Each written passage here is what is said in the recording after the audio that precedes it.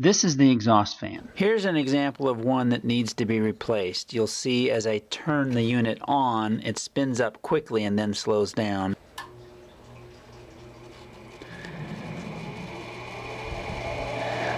This is what it should sound like, but you hear it slowing down, or maybe it might not work at all.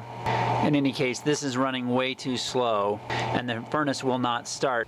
To take the motor out, make sure your power is off, and then you have to disconnect it electrically from the system. And you'll see these power wires are going down to this plug here, which goes through this metal plate. You're going to have to reach down below and pull the plug off the bottom, and then pull this piece out.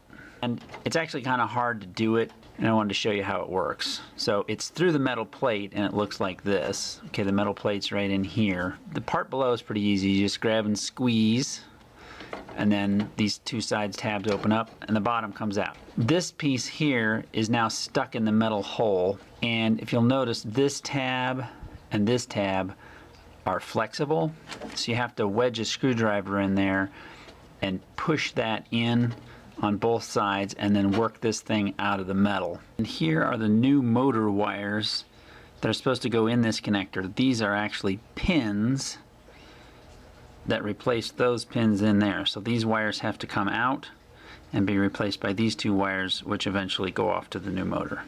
These pins, you'll notice, are barbed. So when you push them down in the holes, they lock in, which is great for getting them in, but getting them out is kind of a pain. The best way I've found is to actually cut them off right at the end. Use a small screwdriver to dig in and pull out the insulation. Now use a screwdriver to push all the metal into as small of an area as possible. And then push the whole pin through and out the other side. You can see it sticking out there. Just grab it with a pair of pliers and pull it out. Now use the screwdriver to clean out any debris that's still left in the holes from the back side, and push the new motor wires into the connector. Press in until they click in place. Make sure you observe the order before you take it apart in the first place, but it's probably white, black like mine. Then you're ready to snap this piece back in and take the plug from underneath and plug it back in. And unbolt the motor.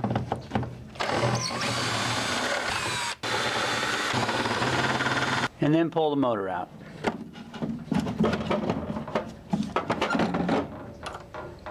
Here's the old and the new fan side by side. On the new one, these little washers come. You put them on here and here. If your old motor has a restrictor plate like this, you need to pull it off and bring it over here and put it on the new motor. And mine actually wasn't on the motor. I found it fallen into the furnace, so it must have broken off at some point. But anyway, you put it here, and then they give you these three little push pins to push in and hold it in place.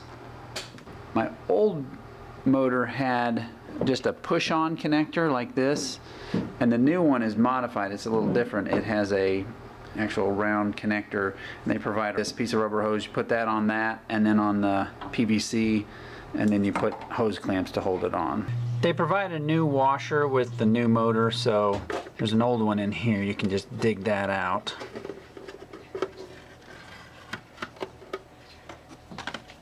And put the new one in.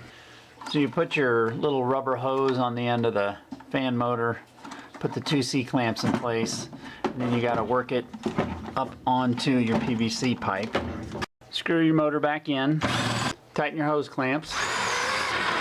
Take this screw back out because you forgot to put the green ground wire under it, and screw it back in. Hook up the motor wires to those connector wires you put in. Make sure you get your white to white and black to black. Hook your hose back up. Turn your furnace back on.